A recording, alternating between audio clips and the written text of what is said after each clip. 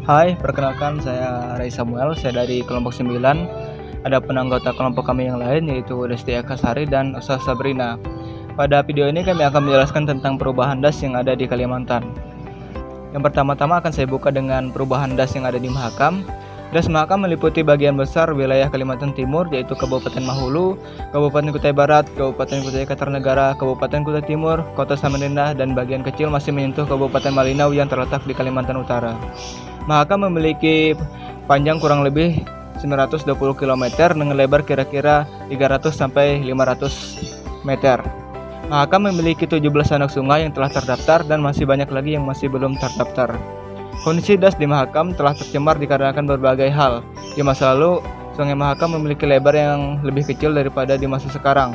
Selain itu, kualitas airnya juga masih bagus dan layak untuk dikonsumsi maupun digunakan untuk kebutuhan sehari-hari seperti mandi dan lain sebagainya. Selain itu, ikan-ikan dan spesies lainnya masih banyak yang hidup dengan sehat di Sungai Mahakam seperti contohnya pesut yang menjadi ikon dari Sungai Mahakam. Sungai Mahakam sendiri telah mengalami berbagai perjalanan sejarah. Yang pertama yaitu Mahakam pada masa Kerajaan Kutai, di mana pada masa Kerajaan Kutai berdiri, Mahakam memiliki peranan penting dalam menggerakkan ekonomi, di mana ekonomi Kerajaan Kutai pada waktu itu sangat mengandalkan perdagangan dan pelayaran yang dilakukan di sepanjang jalur Sungai Mahakam. Transportasi mengandalkan jalur sungai sangatlah efektif dikarenakan dapat membawa barang dalam jumlah yang banyak dalam satu kali perjalanan. Dikarenakan dekat juga dengan sungai ini menjadikan Kerajaan Kutai sebagai kerajaan yang sukses dalam bidang pertanian dan peternakan. Berikutnya ada Mahakam pada masa kolonialisme, di mana sekali lagi Sungai Mahakam ini menjadi bintang dalam bagaimana proses kolonisasi yang terjadi di Kalimantan Timur, terutama di daerah pedalaman. Di mana setelah POC runtuh, akhirnya pihak Belanda menggunakan atau memanfaatkan Sungai Mahakam sebagai jalur transportasi untuk pengantar barang dan menyebarkan pengaruh kolonialnya kepada Kerajaan Kutai dan masyarakat di pesisir Mahakam. Dari penjelasan tadi diketahui bahwa jalur Sungai Mahakam memiliki peranan yang sangat luar biasa, di mana kapal-kapal dengan ukuran yang cukup besar bisa masuk berlayar di Sungai Mahakam, sehingga pedagang sering berkumpul dan menjadikan Samarinda atau Kerajaan Kutai sebagai tempat yang maju dalam bidang perdagangan.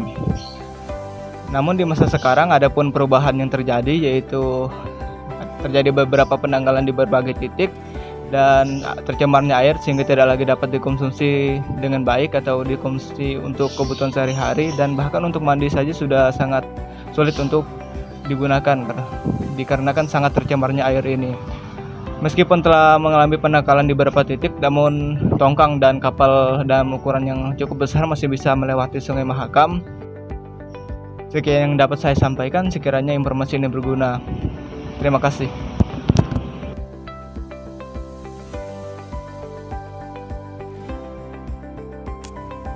Baik, di sini saya akan menjelaskan perubahan das Sungai Barito.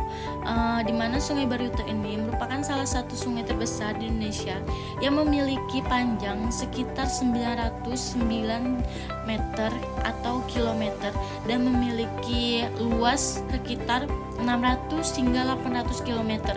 Dan sungai ini sangat berperan penting bagi masyarakat dan kerap dijadikan tol perairan bagi masyarakat. Namun, sungai ini sudah tidak baik seperti masa lalunya.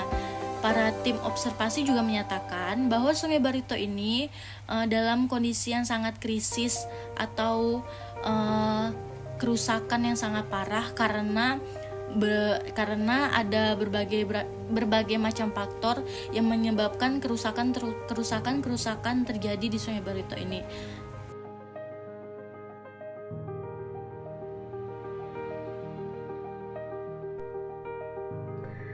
Perubahan daerah aliran Sungai Kapuas. Sungai Kapuas berada di Provinsi Kalimantan Barat, sekaligus menjadi sungai terpanjang di Indonesia.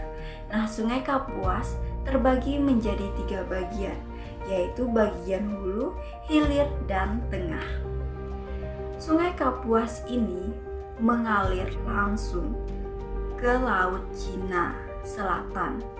Karena kondisi Sungai Kapuas yang langsung mengalir ke laut mengakibatkan kekeringan yang dapat menyebabkan air asin semakin meresap ke dalam Sungai Kapuas yang tidak dapat digunakan oleh masyarakat sekitar. Daerah Sungai Kapuas mengalami kerusakan yang cukup parah, diakibatkan adanya berbagai aktivitas manusia, mulai dari tata guna lahan, pencemaran air sungai, dan pertambangan emas tanpa izin. Kondisi Sungai Kapuas pernah mengalami kesurutan hingga kedalaman 4 hingga 5 meter. Walaupun Sungai Kapuas mengalami kesurutan, kapal-kapal seperti kapal tongkang masih bisa melewati Sungai Kapuas. Nah, adapun sejarah Sungai Kapuas. Sungai Kapuas ini mempunyai sebuah koneksi yang begitu dekat dalam sebuah sejarah pada kota-kota di Kalimantan Barat, khususnya dalam kota Pontianak. Nah, dalam catatan sejarah telah membuktikan bahwa pendiri kota Pontianak yang bernama Syarif Abdurrahman yang telah melacak semua sungai di wilayah Kalimantan sebagai penyebar agama Islam. Nah, adapun pada zaman kuno, Sungai Kapuas telah menjadi rute transportasi yang sangat penting di Kalimantan Barat. Selama era kolonial Belanda, Sungai Kapuas menjadi daerah yang sangat strategis untuk dikendalikan berbagai jenis ekspedisi, operasi, dan pengiriman pasokan logistik. Dan selama kemerdekaan, Sungai Kapuas mempunyai peran yang sangat penting dalam perjuangan terhadap rakyat Indonesia. Sungai Kapuas menjadi distributor untuk berbagai keperluan, serta selama konfrontasi antara Malaysia dan Indonesia pada tahun 1963, Sungai Kapuas digunakan untuk memobilisasi dalam sebuah pasukan dari kota Pontianak.